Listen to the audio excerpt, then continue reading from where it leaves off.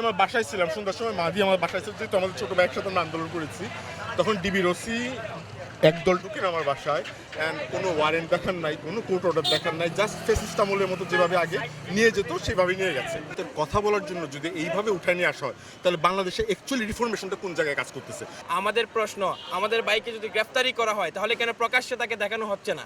আমাদের বিপ্লবী ভাইদেরকে টার্গেট করে সেম প্রসেসে আবারও গুম হত্যা খুন করার জন্য এই প্রচলন শুরু করেছে। আবার যদি তাকে গুম করার কোনো চেষ্টা চালিয়ে থাকে, আমরা হবিগঞ্জের মাটিতে ঘোষণা দেব আবার প্রতি বিপ্লবের জন্য।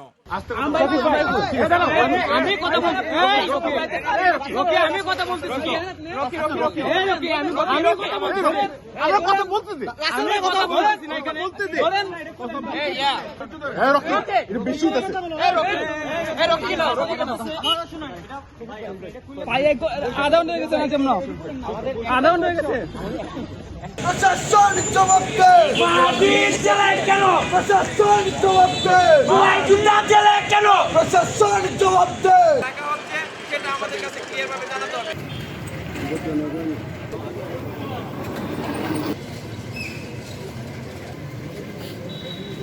আমার বাসায় ছিলাম সন্ধ্যার সময়, মাদি আমার বাসায় ছিল, যেহেতু আমাদের ছোট ভাই একসাথে আমরা আন্দোলন করেছি, তখন ডিবির ওসি একদল ঢুকেন আমার বাসায়, অ্যান্ড কোনো ওয়ারেন্ট দেখার নাই, কোনো কোর্ট অর্ডার দেখার নাই, জাস্ট ফেসিস্ট আমলের মতো যেভাবে আগে নিয়ে যেত সেভাবে নিয়ে গেছে।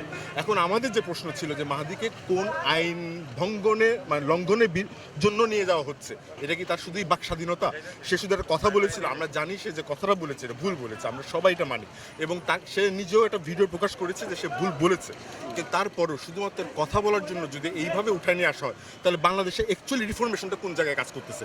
পুলিশ রিফরমেশন হচ্ছে, এত কিছু হচ্ছে, এগুলো কি?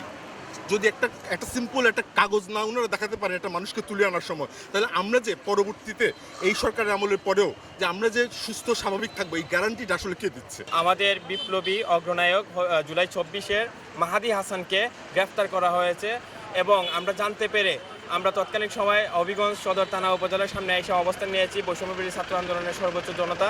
কিন্তু ওসিকে যখন আমরা প্রশ্ন করা হয় আমাদের ভাইকে কেন গ্রেফতার করা হলো, তার কোনো উত্তর নেই। তারপর আমরা যখন জিজ্ঞেস করলাম যে আমাদের মাহাদি হাসানকে কোথায় রাখা হয়েছে, আমাদের বিপ্লবের অগ্রনায়ককে কোথায় রাখা হয়েছে, আমরা তাকে এক মুহূর্তের জন্য দেখতে চাই, প্রশাসন আমাদেরকে দেখতেও দেয়নি, এবং এটাও বলিনি যে তাকে আদৌ কি এই থানার ভিতরেই রাখা হয়েছে নাকি ডিবি দ্বারা কোথাও গুম করার চেষ্টা চালিয়েছে, সেটাও আমরা জানতে পারিনি। আমাদের প্রশ্ন, আমাদের ভাইকে যদি গ্রেফতারি করা হয় তাহলে কেন প্রকাশ্যে তাকে দেখানো হচ্ছে না?